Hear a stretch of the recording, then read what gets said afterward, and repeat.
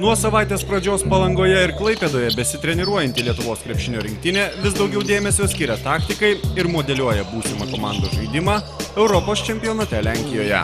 Pasak vyriausio rinktinės trenerio Ramūno Būtauto, kol kas pratybos vyksta pagal numatytą planą.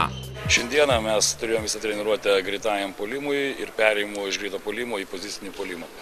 Krūviai nemaži, kadangi čempionatas dar toli, tačiau vyrai treniruojasi visi su noru ir su dideliu užsidegimu, drausmingi.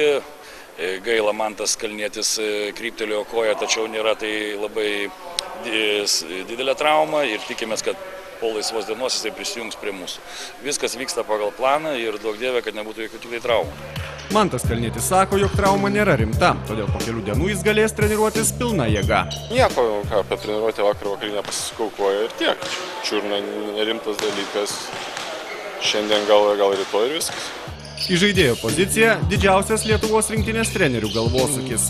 Pasak Būtauto, joje yra išbandomi net 5 krepšininkai. Mantas Kalnietis, Giedrius Gustas, Andrius Mažutis, Artūras Jomantas ir Tomas Delininkaitis.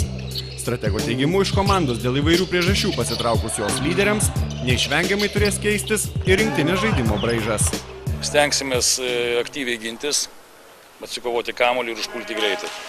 O kada mūsų varžovai sustabdys, tada stengsime žaisti ilgas, drausmingas atakas, remsimės aukštaūgiais, turime parengę atskiras kombinacijas ir snaiperiams, stengsime kuo įvairiau žaisti puolimą. Nukraujavusiai rinktiniai yra keliami maksimalūs tikslai. Mūsų tikslas aiškus, visada ir visur nugalėti, o kaip ten įvyks, parodys įvykį aikštelėje, komanda yra atsinaujinusi ir šiandieną tikrai yra dar sunku kažką tai konkretaus pasakyti. Be jokios abejonės turbūt patekti į pasaulio čempionatą, kad kiti metai nebūtų Lietuvos rinktiniai tušti. Kelialapį į 2010 metų pasaulio čempionatą Turkijoje garantuotų 5. vieta Europos pirmenybėse. Palangoje rinktinė treniruosis iki rugpjūčio 10 dienos.